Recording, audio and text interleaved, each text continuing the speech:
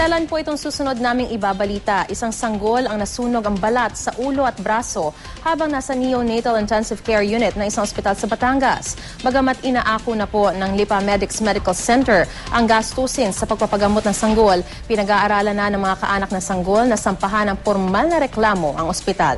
Balitang hatid ni Claire Delfin. Mangiyak-ngiyak na humarap sa GMA News ang inang si Donabel Manungdo habang ikinukwento ang sinapit ng kanyang anak na si Baby Dave Rafael. August 28 nang isilang niya si Baby Dave sa Lipa Medics Medical Center sa Batangas.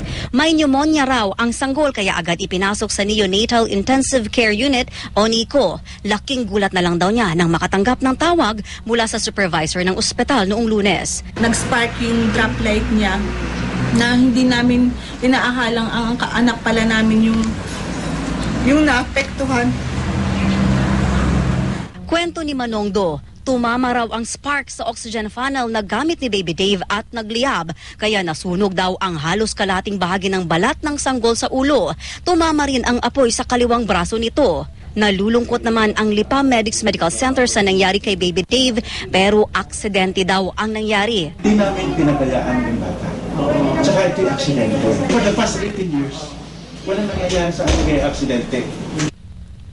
Inilipat ni Manongdo ang kanyang 1 linggong gulang na sanggol sa Asian Hospital and Medical Center sa Muntinlupa. Sa medical certificate na may pirma ni Dr. Jose Joven Cruz, ang attending physician ni Baby Dave sa Asian Hospital, 4% daw ng total body surface area ng sanggol ang may flame burns. Ang 3% nasa kaliwang bahagi ng ulo ay may 2nd at 3rd degree burns. 2nd degree burns naman ang 1% nasa kaliwang braso ng bata. Yung pagka-burn pa niya sasabihin first degree pero parang hindi first degree kasi may parang paso. Pero sabi ni Dr. De Castro ng Lipa Medics, wala raw 3rd degree burns ang bata. Nagtamo daw ito ng 2nd degree burns sa may ulo at kaliwang braso. 2nd degree lang. Ano po bang difference ng first? Ang first parang blisters lang yung sunburn. Ang 2nd degree, yun hanggang skin na nagkameron na ng bulay. Ibig sabihin nagkalintos. Yung 3rd degree, subcutaneous tissue, abot na sa ilalim. Yun ay hindi po nangyari. Hindi nangyari. Sa tingin namin, sa assessment namin, hindi naman nakabot ng 3rd degree.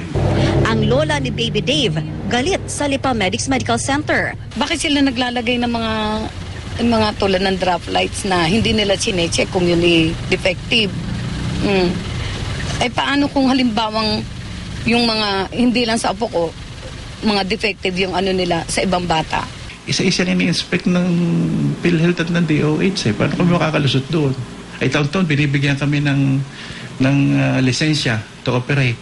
Iimbestigahan natin para ma-prevent natin uli ang aksidenteng gano'n. First time na nangyari sa amin. Giit pa ni Dr. De Castro, di sila tumatalikod sa kanilang pananagutan.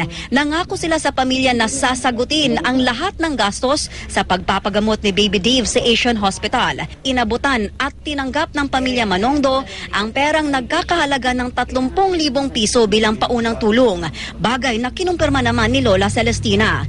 Gayunman, ipinablatter na ng pamilya ang insidente sa pulisya sa Lipa. Claire Delfin, GMA News.